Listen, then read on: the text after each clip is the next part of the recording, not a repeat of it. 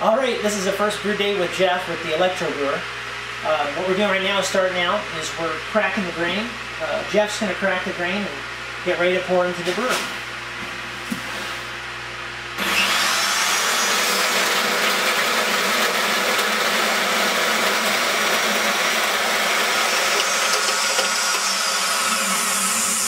Okay, now we're brought our temperature up to 160. It's stabilizing.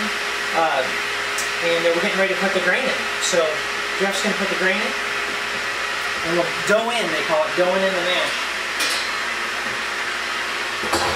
You want to kind of check out the inside of that one, if you can.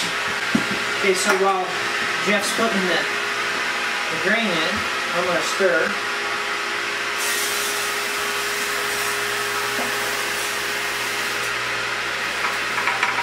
Very important to get the grain as wet as possible.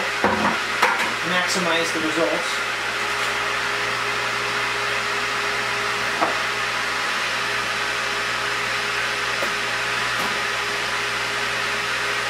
Now Jeff's going to go ahead and put the lid on it. You want to maintain the heat.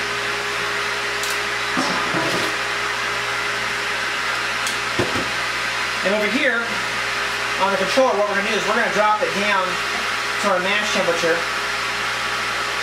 of 154. And we started out a little bit higher at 160, and the reason why we did that is the grain that goes in there is quite a bit colder, obviously, than the water that we heated up to 160. So a little compensation for that, which does help.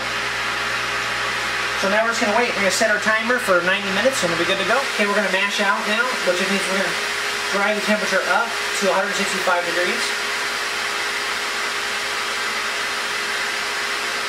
Okay, now we're at the sparging part of the brew system, and here you can see the shout. Okay, and what we're doing is we're trying to get the flow the same here as it is the output. Right now we'll have the same type of valve up here as we do down there, but we're trying to match the flow rate. This should take about an hour, and we're going to set the time for an hour with the sparking. Okay, now we're a little bit over half full, and we'll go ahead and turn off the heating element and let the temperature stabilize so we don't burn any sugars. Leave the pump running, and right now we're going to mash it out. We're going to finish mashing out, finish sparging. You can see in here the grain bed is fairly dry. We're getting the rest of the wort out of the actual grain, and we will be good to go. It's time to remove the grain.